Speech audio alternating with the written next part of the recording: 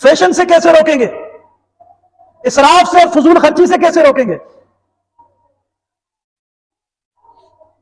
ان کو آپ تربیت کے لیے ان کو ان کا حقیقی رول ماڈل آپ کو دکھانا ہوگا کہ تم تو اما عائشہ کی بیٹیاں ہو، تم تو صدیقہ کائنات کی بیٹیاں ہو، تم تو سیدہ فاطمہ الزہرا رضی اللہ تعالیٰ عنہا جو خاتون جنت ہے، تم ان کی بیٹیاں ہو۔ اپنی روحانی ماؤں کو اور اپنے محبوب کی گھرانے کی خواتین کی زندگی کو تم بھول گئی، ان کی زندگی کو اپنانا ہے۔ اس سادگی میں کیا حسن تھا، اللہ اللہ، کہ جس میں رب کی طرف سے سلام اترتے تھے۔ رحمت عالم صلی اللہ علیہ وسلم تشریف لائے، آقا نامدار صلی اللہ علیہ وسلم تشریف لائے، اور سیدہ فاطمہ الزہرا رضی اللہ تعالیٰ عنہ فرماتی ہیں میرے محبوب میرے ابا جان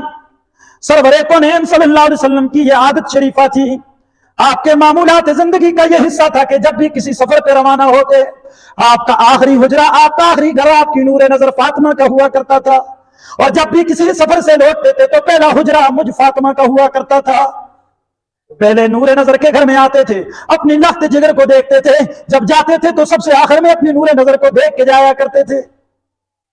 ایک موقع پر روایات میں آتا ہے میرے محبوب تشریف لائے، آپ علیہ الصلوۃ والسلام نے دیکھا کہ سیدہ بیٹھی ہوئی نماز پڑھ رہی ہیں، نماز ختم ہوئی، آپ علیہ الصلوۃ والسلام نے پوچھا میری نور نظر اور میری لخت جگر، تیری طبیعت تو ناساز نہیں، خیریت تو ہے کہ تو بیٹھ کے نماز پڑھ رہی ہے؟ فرمایا میرے محبوب اور میرے ابا جان، اصل بات یہ ہے کہ لاغر پنے کی وجہ سے، نقاہت اور کمزوری کی وجہ سے کئی دن سے آپ کی بیٹی کے حلق سے ایک لقمہ نہیں اترا، بھوک و افلاس کی وجہ سے